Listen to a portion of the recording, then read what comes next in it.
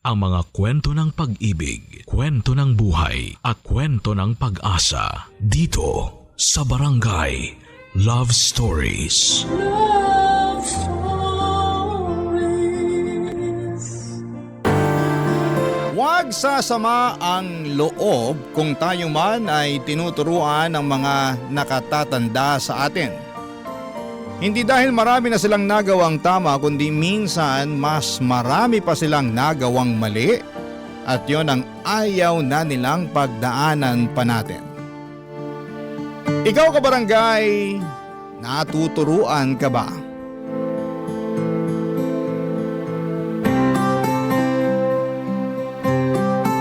Dear Papa Dudut, naniniwala ba kayo sa kasabihan na ng mga matatanda tungkol sa karma? Yun bang lahat ng bagay na ginagawa natin sa mundong ito na mabuti o masama ay bumabalik sa atin sa takdang panahon? Minsan ay doble o tripling ulit pa. Kaya naman inihalin tulad ito sa pagtatanim ng mabuting buto upang mabuting karma rin ang anihin mo. Siguro yun nga ang pinagdaraanan ko, kaya naman napasulat ako sa programa ninyong Barangay Love Stories. Pero bago ang lahat ay gusto ko munang kunin ang pagkakataon na ito upang magpasalamat sa inyong istasyon at kay Papa Dudut dahil sobrang nakakaaliw ang mga istorya ng buhay na itinatampok ninyo. Maraming salamat talaga. Ako nga pala si Danilo. Hindi ko totoong pangalan. Taga Taytay Rizal at nasa 29 years old na ako.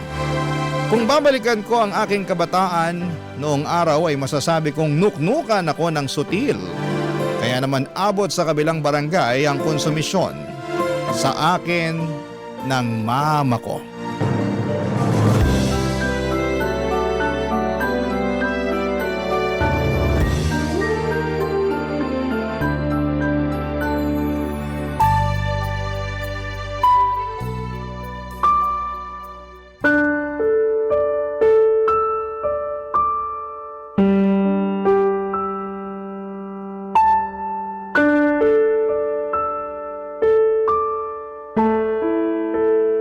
Mahabaging langit, Danilo!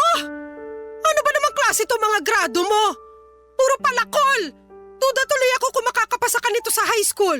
Ilang beses ko po bang dapat ulit-ulitin na sabihin sa inyo na ayaw ko na nga po mag-aral? Kayo lang yung pilit ng pilit sa akin. Tapos nagre-reklamo kayo na ganyan mga grado ko. Sino hindi magre-reklamo? Ikarekla-reklamo naman talaga to. Tsaka ano na lang ang sasabihin sa'yo ng namayapa among papa nito, nak? Siguradong kinahihiya ka na nun sa langit. Yan po yung ayaw ko sa inyo eh. Dinadamay nyo palagi si Papa wala na nga yung tao. Baka imbis na nananahimik na yung kaluluwa nun sa langit, palagi pang naiistorbo at nangungonsume, kakabanggit nyo ng pangalan niya sa tuwing pinagagalitan nyo ko. Paano hindi ako magagalit? Kagalit-galit naman kasi itong pinaggagawa mo sa pag-aaral mo. Baka nakakalimutan mong hindi ka bumabata. 20 anyos ka na, di ba? Opo. Sa edad na yan, dapat nasa kolehiyo ka na pero hindi ka pa nakakapagtapos ng high school. Ay nako, paulit-ulit naman po tayo eh. Konti na lang po, maiirita na talaga ako sa inyo. Aba? Ikaw pa umiga ng mairita sa akin, ha? Kasi naman po ang kulit nyo eh. Paano ako naging makulit kung kapakanan mo lang naman yung iniisip ko? Tsaka hindi naman ako makikinabang sakali makapagtapos ka ng pag-aaral. Ikaw din naman, di ba? Baka nakakalimutan mo na mas madali makapaghanap ng trabaho yung mga kabataang may tinapos. Alam ko naman po yun. Alam mo naman pala, pero palagi mo binabaliwala yung mga pangaral ko. Hindi ko po binabaliwala. Pero nakakaturete na kasi kayo eh. Tsaka para naman kayong di makaintindi. Ilang beses ko na sinabi sa inyo na ayoko na nga mag-aral. Ang tanda-tanda ako na rin para pumasok sa eskwelahan. Siyempre nahihiya na rin ako, no? Mas mahiya ka sa akin dahil ako nagpapaaral sa'yo. Hindi ko naman po sinabi na pag-aralin niyo ako ah. Tsaka ako makakumpara kayo sa akin sa ibang tao. Lalo dun sa mga anak ng mga kazumba nyo na nakagraduate na. Akala nyo naman talaga na pakinabangan nila yung mga tinapos nila. Anong ibig mong sabihin? Yung anak ng kumare nyo, tinapos pagkapiloto pero nasan ngayon? Di ba nasa call center kasi practical daw? Grabing pagsasayang ng pera naman yun makapagtapos lang siya ng kurso niya na kung tutuusin, mapapamura ka sa mahal tapos babagsak lang sa ganun. Tapos yung isa pang anak ng kumare nyo, IT naman ang tinapos pero nauwi lang sa pagre-repair ng mga gadget sa palengke. Hoy, ano masama ron? Wala. Pero pwede naman yun matutuhan kahit di ka nakapagkolehiyo eh.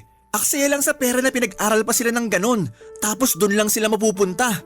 Di ba para namang mas nakakahiya na sabihin may tinapos ka pero di ka sa larangang yun nagtatrabaho? Hindi nakakahiya yun. Dahil anong malay natin sa pinagdadaanan nila, di ba? Malay mo, ilang beses sila nag-a-apply ng trabaho na may kinalaman sa kurso na tinapos nila pero walang bakante o maraming kakumpetensya. Kaya nag-iba na lang sila ng pinasukan. Hindi masama yun kasi hindi naman sila nagnanakaw. Tsaka wag mo nga akong bigyan ng katwiran na mas maigi na wag na lang magtapos ng pag-aaral kasi pwede lang yon kung madiskarte ka. Para nyo na rin pong sinabi na di ako madiskarte ah. O buti alam mo, Sakit nyo naman po magsalita. totoo naman sinasabi ko ah. Napakakupad mo. Hindi ka mautusan sa bahay. Reklamador ka, kulang ka rin sa diskarte. Kaya paano ka aasenso sa buhay niyan? Yun na nga lang pag-aaral mo ang susi. Para kahit paano magkaroon ka ng alas pag naghanap ka na ng trabaho. Ay, ewan ko na lang talaga sa yung bata ka. Baka sa kangkungan ka na lang pulutin pagdating ng araw.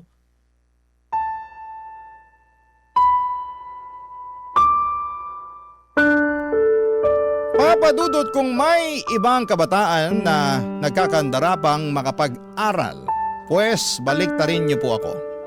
Dahil hindi ako yung klase ng kabataan na sabik sa pag-aaral. Pero gusto ko lang pong linawin na hindi ako proud sa bagay na yon ngayong matanda na ako. Pero noong mga panahong yon kasi wala talaga sa puso ko ang kahalagahan ng edukasyon, dahilan kung bakit hindi ko iniintindi ang mga sinasabi sa akin ng mama ko. Kumbaga pasok lang sa kanang tenga at labas naman sa kaliwa ang ginagawa ko. Dahil sa mahabang grado or mababang grado na nakukuha ko sa eskwelahan simula nang tumungtong ako ng elementarya at nadala ko na nga ito noong high school ako, ay hindi na ako umaasang makakagraduate katulad ng gustong mangyari ng nanay ko. Pero mapilit siya kaya gumawa ako ng isang bagay para matakasan ang pag-aaral. At makalipas lamang ang 2 buwan ay binalita ko yon kay mama.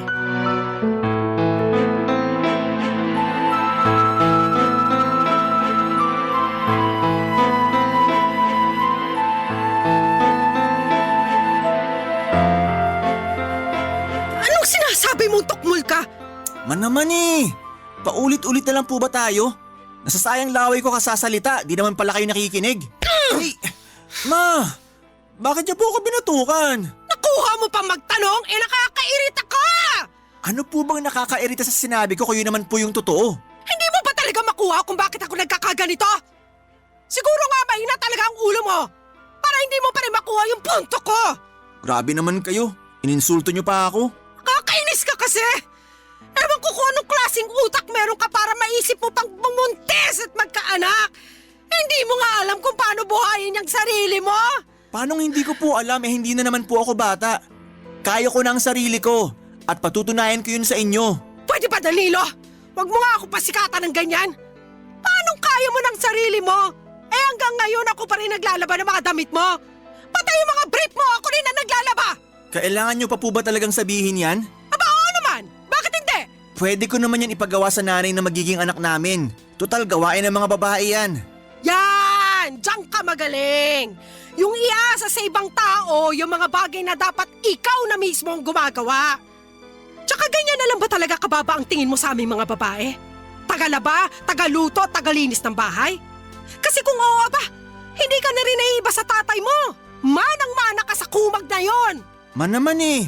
Kung di nyo ako kinukumpara sa ibang tao ginagaya nyo naman ako kay Papa. Baka nakakalimutan nyo na kahit anak niya ako, magkaibang tao pa rin kami. Aba, oo naman. Kasi kahit naman paano marunong mag-alaga ng mga anak niya yung tatay mo. Nabibilinan ko na yon sa inyong magkakapatid nung maliliit pa kayo. Ikaw! Kaya mo na ba mag-alaga ng bata? Magpalit ng diaper? Magtimpla ng gatas? Tingin ko kasi hindi pa Dahil mas mukhang alagain ka pa kaysa sa anak mo. Tapos ang lakas pa ng loob mo na sabihin na patutunayan mo sa akin. Bakit po ba imbis na suportahan nyo na lang ako, pinagsasalitaan nyo pa ako ng masakit? Naturingan pa naman kayong nanay ko pero masyado kayong masakit manalita. Nasasaktan ka kasi totoo yung mga sinabi ko. Tsaka paano kita susuportahan hindi mo nga pinakinggan yung mga pangaral ko sa'yo nung araw? Na imbis na pag-aaral mo ang atupagin mo, mas pinili mo magkaanak? Apo niyo rin naman po yung magiging anak ko ah. Apo ko nga! Pero sana lang, wag na wag mo siyang idadamay sa pagiging miserable ng buhay mo. Kawawa naman kasi yung magiging anak mo. Hindi mangyayari yung bagay na yon dahil magsisikap ako sa buhay. At patutunayan ko sa inyo na aasenso ako, na hindi ako magiging miserable at di rin magagaya sa akin yung magiging anak ko. Alam nyo ma, naiintindihan ko naman kung bakit kayo nagagalit sa akin kasi nga hindi ko kayo sinunod na tapusin ang pag-aaral ko. Pero sana maintindihan nyo na hindi lahat ng kabataan gusto makapagtapos ng pag-aaral. Di lang talaga para sa akin ang bagay na yon kaya wag nyo na akong pilitin. Ngayon na magkakaanak na ako, gusto ko na lang magtrabaho para kumita ng pera. Bahala ka sa buhay mo! Matanda ka na! Basta, huwag ka lang lalapit sa akin at magsasabi na sana tinapos mo ang pag-aaral mo imbis na nag-anak ka ng maaga! Papa Dudut, aminado ako na wala pa akong alam sa pagkakaroon ng anak at tama naman lahat ang mga sinabi sa akin ni Mama noong sinermonan niya ako. Pero nang mga panahong yon, alam ko sa sarili ko na mas gusto ko nang maging tatay kesa tapusin ang pag-aaral ko. At kahit na nakonsensya pa ako ng bahagyan ng umiyak si Mama, ay tinatagang ko na lamang ang aking loob at sa huli ay tuluyan na akong nawala ng pakialam sa damdamin niya. Para sa akin, matanda na ako para patuloy pa rin niyang pakialamanan sa kung ano ang desisyon na gusto kong gawin sa aking buhay. At para sa akin, Papa Dudut, ay kakayanin ko naman siguro magtrabaho upang kumita ng pera nang sa ganon ay may maipangtustos ako sa aking anak. Kaya nga kahit na hindi masaya ang nanay ko sa nangyari, ay pinangatawanan ko pa rin ang kagustuhan kong magkabibi na noong mga panahong yon, Papa Dudut. Barangay Love Stories. Barangay Love Stories. At dahil nga sa hindi ko na tinapos ang pag-aaral ko, ay hindi na rin po ako nakagraduate ng high school, Papa Dudut. Sobrang laki ng panghihinayang ng nanay ko dahil 1 taon na lamang ay hindi ko pa raw pinagbigyan. Patuloy pa rin niyang sinumbat sa akin ang lahat ng pera na ginastos niya, pambaon ko at pagbibigay niya para sa mga projects noong araw na nag-aaral pa ako. Bagay na kinainis ko talaga ng husto sa kanya. Sa huli, wala na rin naman siyang nagawa sa desisyon ko na mas piliin ko ang aking anak. Kaya lang inarealize ko na mahirap pala talagang kumita ng pera. Maswerte kami kasi pensyonado ang namayapa naming tatay kaya naman kahit papaano ay may nakukuha ang nanay ko.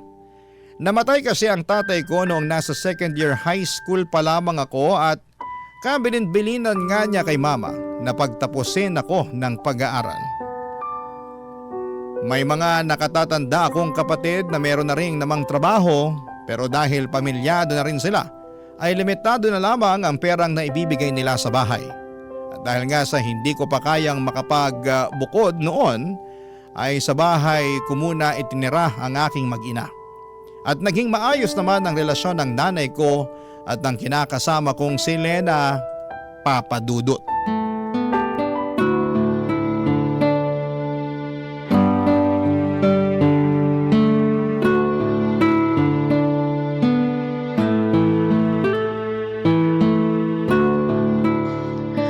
Alam mo Lena, ito ha, payong nanay lang. Total ako na rin naman yung tumatayong nanay mo dahil dito kayo nakatira sa bahay ko. Ano po yan, Ma? Kapag nakakalakad na yung anak mo at matibay na yung tuhod, turu-turuan mo na ng mga gawaing bahay. Hindi kasi porke lalaki, dapat masanay na walang alam sa buhay. Hindi dapat kalakihan ng apo ko na palaging umaasa sa mga babae, sa mga bagay na pwede naman nilang gawing mag-isa. Yun naman po talaga ang plano kong gawin pag lumaki na po yung anak namin ni Danilo. Na paunti-unti tuturuan ko siya na gumawa ng mga gawaing bahay para may alam naman siya. Oo, kasi yan yung bagay na hindi ko nagawa at naturo nun kay Danilo. Biruin mo ha, 4 silang magkakapatid at si Danilo lang ang lalaki. Siyempre, dahil nga uniko iho, spoiled ng tatay, kaya pinagbawalan ako na paggawain ng mga gawaing bahay. Palibhasa, magkalinyang pag-iisip ng mag-amang yon. Kaya nga lagi ko sinasabi kay Danilo na manang-mana siya sa tatay niya. Medyo napansin ko nga po kay Danilo na ayaw niya na gumagawa ng mga gawaing bahay. Mabilis mag-init ang ulo niya. Tapos pag ginagawa naman niya hindi pulido yung trabaho niya. Kagaya na lang pag naghuhugas siya ng pinggan. Madalas masebo pa yung mga hinugasan niya kaya nag-aaway kami. Kaso ayaw din talaga patalo nung anak niyong yun eh. Mangangatwiran pa na sana raw ako na lang gumawa para di na ako magreklamo. Gawain niya talaga yan. Kaya nga puro sakit ng ulo yung daladala niya sa pamamahay na to. Lalo na nung nagsipag-asawa na yung mga ate niya. Siyempre bago kayo dumating ng apo ko sa buhay namin, kami lang dalawa magkasama. Aba hindi ko maasahan ang lintik na yan sa mga gawaing bahay. Mas inuuna pa ang magreklamo kesa tumulong sa akin. Tapos kung gagawa naman magdadabog. O kaya hindi aayusin yung ginagawa. Kaya madalas kami nag-aaway. Akala ko nga magbabago na siya ngayong tumanda na at nagkaanak. Pero para bang naging mas malala pa kasi lahat inaasa na niya sa'yo. Kawawa ka naman tuloy. Ma, bakit kung ano-ano na naman pong pangit na bagay yung sinasabi niyo kay Lena tungkol sa akin? Ha? Ay hindi Wala ko sinasabing ganon. Anong wala? Dinig na dinig ko kayo, nandun pa lang ako sa may pinto. Mahal, hindi mo naman sinabi na uuwi ka ng maaga. Oo, kasi wala kaming overtime. Kaya tuloy nahuli ko kayo na pinag-uusapan ako. Nagkukwentuhan lang naman kami ni Mama. Tapos ako yung naisip yung pagkwentuhan, ganon? Nabanggit lang naman ni Mama. Hindi ka naman naming sinadyang pag-usapan. Pakiramdam ko sinadya nyo kasi kanino ko pa nakakagat yung dila ko eh. Bakit pa kasi apektado ka dyan? Sa totoo naman yung lahat ng mga sinabi ko kay Lena tungkol sa'yo. Di lumabas na rin yung totoo na pinagkwentuhan nyo nga ako. Ay, hindi lang palabas na pinagkwentuhan. Dahil sinisiraan nyo ako sa kinakasama ko. Anong sinisiraan? Hindi ganun yun, no? Hindi raw, pero kung todo kayo lait sa akin. At ikaw naman, Lena, huwag ka nga masyadong nakikinig sa nanay ko. Alam ko na close kayo, pero sige ka, magiging kamukha mo na siya. Danilo naman, nanay mo pa rin yung pinagsasalitaan mo ng ganyan. Alam ko, pero wala pa naman sa kalingkingan ng mga masasakit niyang sinabi tungkol sa akin yung sinabi ko tungkol sa kanya, di ba? Tsaka sa lagay pag siya nagsabi ng masama tungkol sa akin ayos lang kasi nanay ko siya, pero pag ako gumawa nun, masamang anak ako dahil nanay ko siya? Para naman yatang di patas yun. Hirap kasi sa inyo, akala nyo kung sino kayong perpekto. May mga pagkukulang din naman kayo sa sarili nyo. Papa Dudut, masaya naman ako na magkasundo sina Mama at Lena. Kaya sila close. Pero dahil sa sobrang close nila ay nakakairita na, lalo at idinadaan na ng nanay ko sa aking kinakasama ang mga problema at reklamo niya sa akin. At sa tono pa ng pananalita niya. Akala mo kung sinong inape kaya lalong nakakairita. Kahit na nanay ko pa siya ay sinagot ko pa rin siya ng pabalang dahil pakiramdam ko ay napahiya ako sa mga pinagsasabi niya sa kinakasama ko. Simula noon ay tuluyan na akong nawala ng amor at respeto sa nanay ko. Kontrabida sa mga teleserye ang tingin ko sa kanya at hindi na niya pinalagpas kahit na anak niya pa ako. Madalas ay hindi na rin ako sumasabay na kumain sa isang mesa kapag nandun siya. Bagay na napansin nga ni Lena.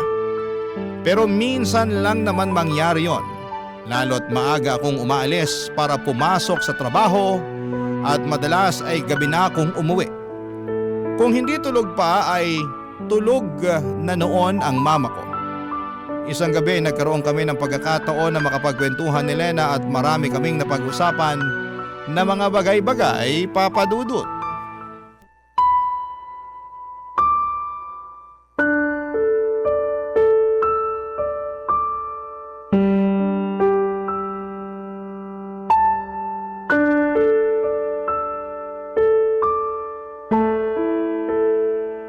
Namimuhan ka na naman dahil 5 beses kang na-late sa cut-off nyo. Oo, di mo ba nabasa dyan? Nagsorry na lang ako para kunwari may pakay ako sa memo nila. Paano nangyari yun? 10 minuto lang naman yung layo ng tinitira natin sa pinapasukan mo. Paano ka nalilate? Ha? Ano kasi? Ano? Ang nilagay mo lang kasi rito sa incident report mo hindi na mauulit. Ano yun? Wala man lang rason. Wala rin namang kwenta na magrason pa kasi nandyan na nga yung memo, di ba? Sige. Balik tayo sa tanong ko. Ano nga yung rason? Bakit ka nalilate? Bakit kasi inaalam mo pa? Kita mong tapos na naman, di ba? Sagutin mo na lang tanong ko. 1, 2. Oo na. Ikaw talaga, ano? Ginawa mo pa akong bata. May nalalaman ka pang pabilang-bilang dyan. Danilo, 3. Huwag mo nang hintaying mag-4, makakaltukan kita. Minsan kasi, hindi namin napapansin ng mga kasamahan ko na alas 8 na pala. Tapos napasarap pa yung yosi at kwentuhan namin sa kantin. Ang aga-aga namang chismisan yan. Hindi naman palagi. Anong hindi palagi? Nung nakaraang buwan namemohan ka rin dahil panay ka over break. Tapos magdadahilan ka pa na hindi palagi. Alam mo, lokohin mo na lelang mo, wag ako. Oh, ayan ka na naman. Nagagalit ka na naman. Sige nga, sabihin mo paano ako hindi magagalit habang tumatagal papangit ng papangit tong record mo sa kumpanya nyo eh. Parang kailan ka lang naman nagsimula rito. Baka nakakalimutan mong hindi ka pa nga regular dito pero wagas na tong mga memo mo. Malapit ko na tong ipalaminate at i-display dyan sa dingding ng bahay natin. Sige ka. Grabe naman. Ano yan, wall of shame? Bakit hindi? Mukha naman kasing proud na proud ka pa sa mga memo mo. Kaya i-display na natin para naman makita ng mga bisita ni Mama. Alam mo, kakadikit mo kay Mama, nagiging kaugali mo na siya. Anong sinabi mo? Katono mo na rin siya magsalita. Yung pagganyan mo ba? Yung may nalalaman ka pang display. Ganyan-ganyan si Mama sa akin nun eh. Kadidikit mo kasi sa kanya, kaya nahawa ka na ng ugali niya. Ano namang masama doon? Masama yun, kasi pareho na kayong nakakainis. At kami pa palang nakakainis. Kasalanan ba namin na nagkakaintindihan kami pag tungkol sa iyo ang usapan? Saka wag mo ngang ibahin ang usapan. Wag mong isali yung mama mo rito kasi labas siya rito. Hirap sa'yo, hilig mo mandamay ng iba eh. Bakit kaya hindi mo ayusin at baguhin yung ugali mo, no? Sobra ka naman. Sobra na kung sobra pero pamilyado ka na. Hindi ka na binata na pwedeng magpabanching-banching sa trabaho mo. Di na pwede yung aalis ka kung kailan mo gusto, lalo na may anak ka nang sinusuportahan. Hindi ko naman kayo pinababayaan ah. May nabibigay ako sa iyong pera tuwing sahuran. Meron nga, pero kulang. Alam mo, di naman ako magrereklamo kung sapat lang talaga eh. Pero mapapanot na lang ako sa kakabudget, hindi ko talaga mapagkasya yung sahod mo. Buti sana kung hindi ka pala hingi ng masarap na ulam. Gusto mo pa palaging nagkakarne. Palibasa wala kang alam sa presyo ng kilo nun sa palengke. Ay, magkaroon ka naman ng pangarap para sa amin ng anak mo. Paano tayo makakaipon para makabukod niyan kung ganyan ka magtrabaho? Please Danilo, ayusin mo naman. Papadudot kahit na nainis ako kay Lena dahil sa dami ng mga issue na sinabi niya sa akin hindi lang sa trabaho kundi sa nanay ko na rin, ay alam ko sa aking sarili na totoo naman ang lahat ng yon. Paiba-iba ako ng mga napapasukan at wala akong naging permanenteng trabaho dahil sa dami ng problema ko. Kadalasan po ay tungkol yon sa pakikisama at minsan kasi sobra-sobra tapos ay minsan naman ay kulang na kulang. Madali rin akong magsawa at tamarin sa isang bagay na paulit-ulit ko nang ginagawa. Kaya nga kahit na anong kagustuhan naming makapagbukod ni Lena ay alam namin na hindi pa talaga kakayanin dahil sa liit at hindi stable na kinikita ko. Tapos imbes na magsikap sa pagtatrabaho at lumakas ang aking loob para mas makapagpatuloy ay na-depress ako. Pakiramdam ko ay naparalisa ang buong katawan ko sa mga problemang binato sa akin ng kapalaran. Kaya naman hindi ako makakilos ng maayos ng mga panahong yon. Papadudot. Barangay Love Stories. Barangay Love Stories. Papadudot, hindi na nga ako produktibo sa aking ginagawa ay natanggal ako sa pinapasukan ko ng mga panahong yon. Pero inilihim ko yon kay Lena dahil baka mag-alala siya at mamroblema.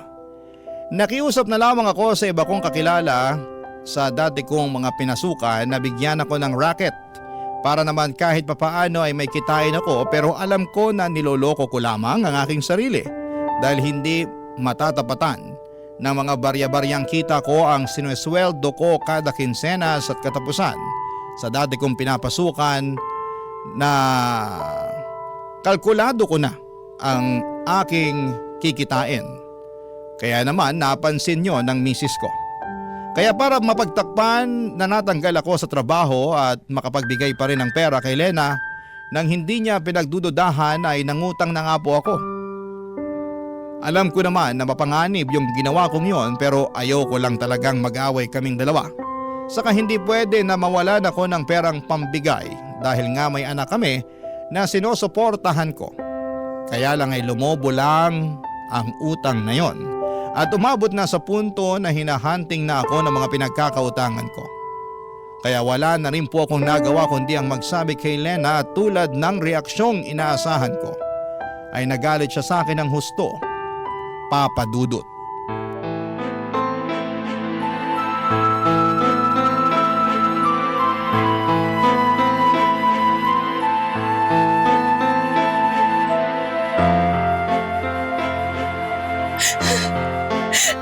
Danilo, ano bang pumasok sa isip mo para gawin yung bagay na yun? Marami. Sa sobrang dami di ko na alam ano talaga yung tama sa mga naiisip ko. Kaya nagpadalos-dalos ka na lang sa desisyon mo, ganun ba? Akala mo siguro yun yung tamang gawin, pero hindi mo na naisip yung balik nitong problema sa atin. O ngayon, wala ka na nga trabaho tapos ang dami mo pang utang. Pero nagawa ko lang naman yun para hindi magkulang sa perang binibigay ko sa'yo. Baka nakakalimutan mong panereklamo mo sa akin na kakarampot lang ang sinusweldo ko. Magkaibang bagay naman yun. Kasi itong mga binibigay mo sa akin ngayon inutang mo pala. Hindi ka ba nakikinig? Ginawa ko lang naman yun kasi nga kailangan... Nakikinig ako at naiintindihan ko ang rason mo pero kahit anong gawin ko, hindi ko pa rin matanggap na kailangan mo pang mangutang pantapal sa sweldo mo kasi nawalan ka ng trabaho. Yun yung punto ko doon, Danilo. Nawalan ka ng trabaho at hindi mo yun sinabi sa akin. Naiintindihan mo ba yung bigat ng kasalanan mo? Oo, pero... Pero ano? Sabihin mo! Natakot kasi ako sa'yo eh. Natakot ako sa kung anong pwede mong sabihin sa akin. Kung ano man ang mga sasabihin ko sa'yo, alam mo sa sarili mo na totoo lahat yon. Hindi naman kita pagsasalitaan ng masakit kung wala akong dahilan, di ba? Pero ikaw ang gumawa ng mga dahilang yon. Tapos silitanyahan mo ako ng ganyan. Kaya nga kasalanan ko talaga yung nangyari. Natakot ako na harapin yung bunga ng mga maling desisyon ko. Natakot ako na marinig sa'yo lahat ng mga pagkakamali ko kasi kilala ko ang sarili ko eh. Imbis na tanggapin yung mga kasalanan ko at magsikap, madali ako maapektuhan. Kaya nalulugmok agad ako. At yun din ang dahilan kaya naging desperado na ako. Sana iniisip mo man lang kami ng anak mo bago ka naging desperado. Iniisip ko naman kayo. Palagi ko kayong iniisip kaya nagawa ko yung mga bagay na yun. Maniwala ka sa akin, Lena. Mahal na mahal ko kayo ng anak natin. Ewan ko, pero malapit na talaga akong maniwala sa mama mo na hindi ka maasahan. Si mama na naman. Alam mo, namumuro na talaga sa akin yung nanay ko na yan. Bakit ka nagagalit sa kanya? Totoo naman yung mga sinabi niya. Saka kumpara sa akin mas matagal ka nang nakasama ng nanay mo kaya kabisadong-kabisado na niya yung ugali mo. Oo nga, pero hindi pa rin tama na sinisiraan niya ako sa'yo. Hindi ka niya sinisiraan. Ikaw ang sumisira sa sarili mo. Pwede ko naman kasing hindi paniwalaan yung mga sinasabi niya dahil araw-araw nagbabago ang tao para sa ikabubuti niya. Pero hindi mo yun magawa sa sarili mo. Sa katunayan, puro na lang sa ikasasama mo at ng pamilya natin yung mga ginagawa mo. Sabihin mong hindi, patunay yung mga memo mo sa dati mong trabaho sa mga violation na pinaggagawa mo. Sorry na, hindi ko naman sinasadya eh. Siguro nga tama kayo ni Mama na masyado kong sutil at hindi maaasahan. Ewan, personalidad ko na siguro. Akala ko nun walang makakapagpabago sa akin kasi kahit nga mga pangaral ng nanay ko hindi ko sinusunod. Sabi niya mag-aral daw ako ng mabuti para makapagtapos ako pero inayawan ko kasi nahihirapan ako. At tingin ko hindi para sa akin ang pag-aaral. Pero mas nahihirapan ako ngayong maghanap ng matinong trabaho. Dahil prioridad ng mga ina-applyan ko yung mga may tinapos. At wala ako nun. Kaya nga pakaisipin mo yung mabuti dahil hindi mo na mababalik yung nakaraan. At kahit na magsisi ka pa at magmukmok, wala ka nang magagawa. Alam mong hindi yan ang sagot kundi magpakatino at magpatuloy. Pero kung hindi mo talaga kaya, hayaan mo akong tulungan ka. Ako na magtatrabaho, ikaw magbantay sa anak natin. Papadudot para akong binanlian ng kumukulong tubig na sinundan ng isang balding punong-puno ng yelo dahil sa mga sinumbat sa akin ni Lena. Lahat kasi yon ay totoo at para bang natapakan noon ang aking pagkalalaki. Kasi wala naman akong nagawa, alam ko na pag ako lang ang dumiskarte ay lalo kaming mababaon sa utang. Nung ako pa nga lang mag-isa ang nakakaalam ng problema ko ay para bang masisira na ako ng ulo. Kaya nga tulad ng payo sa akin ng kinakasama ko ay nagsikap ako sa paghahanap ng trabaho. Pero pinag-isipan ko rin naman kung siya na lang muna ang pagtatrabahuhin ko dahil mas madiskarte at malakas ang loob niya kaysa sa akin. Hindi nga nagtagal ay pumayag akong mamasukan si Lena at kapag rest day niya ay ako naman ang rumaraket. Pinatos ko na talaga kahit na anong pwede katulad ng pagtatao sa mga tindahan, pagiging delivery boy or waiter sa mga catering event. Lahat ng yon ay ginawa ko para makapag-ipon ng pambayad sa aking mga utang. At hindi yon lingid sa kaalaman ng nanay ko, Papa Dudo.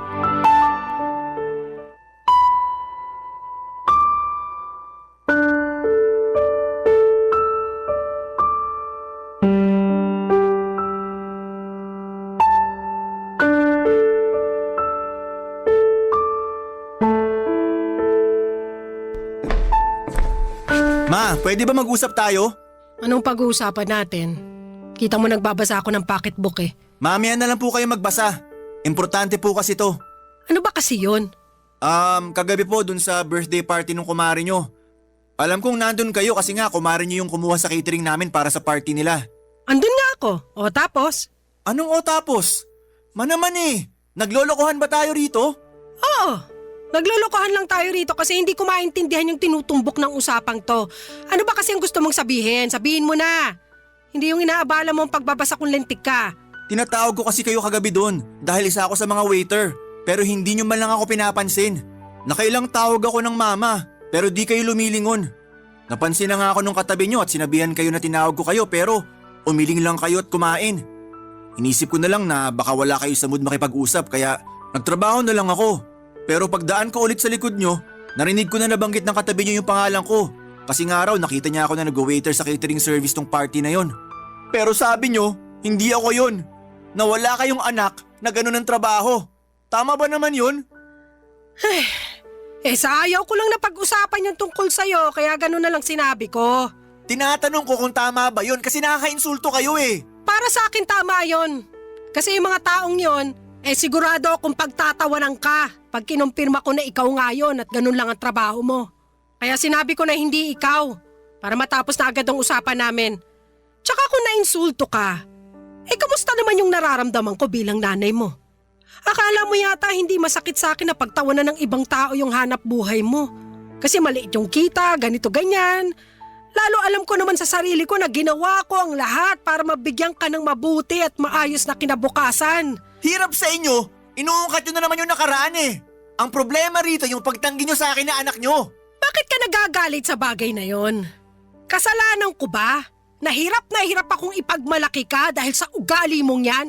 Kung yung pagiging sutil ko nung araw ang sinasabi nyong ugali, nagbago na ako. At nagsisikap na ako ngayon para sa pamilya ko, ma. Dapat lang naman talaga na magsikap ka. Dahil nabanggit sa akin ni Lena na marami ka raw pinagkakautangan na kailangan mong bayaran. At lahat ng yon kagagawa ng padalos-dalos mong desisyon sa buhay. Kahit nanay mo ko sumuko na ako sa ugali mong yan.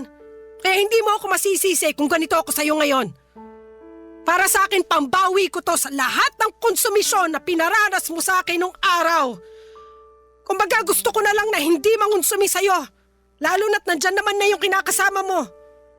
Kawawa nga lang siya kasi ang bata-bata pa baka tumanda agad kung hindi ka magbabago.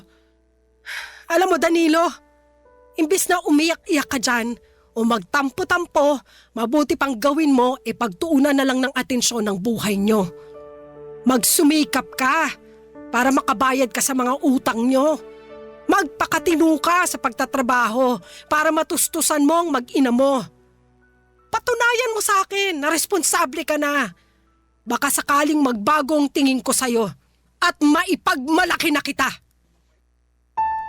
Papa Dudut, alam kong masakit ang mga sinabi sa akin ng mama ko. Pero wala naman akong magawa dahil lahat ng yon ay totoo at tagos sa buto. Kasalanan ko naman talaga ang mga maling desisyon ko sa buhay kaya naging pangit ang resulta nito. At ang masakit pa ay karamay ko pa sa mga kamalasang yon si Lena at ang aming anak. Pero ayoko nang malugmok at patuloy na kaawaan ng aking sarili sa sitwasyon na kinasasadlakan ko. Sa halip ay nagsikap ako para makabangon. Hindi nagtagal ay nakaipon naman kami ng pera ni Lena na pambayad sa mga utang ko at pinangako ko sa kanya na hindi na ako basta-basta gagawa ng desisyon na hindi siya kinukonsulta. Marami po akong natutunan sa mga karanasan ko sa buhay na dinala ko nitong tumanda na ako. At kasama na nga doon yung mga hindi pagpapasaway sa mga magulang natin. Dahil posible nila tayong bawian pagdating ng panahon.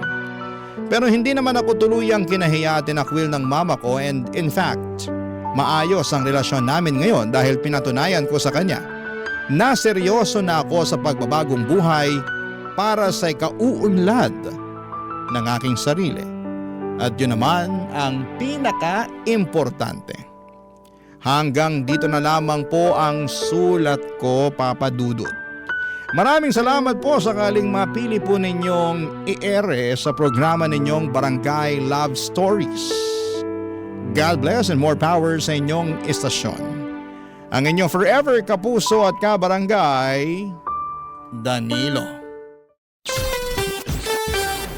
Anong say mo sa Barangay Love Stories na ito? Pagkwentuhan natin sa comment section yan.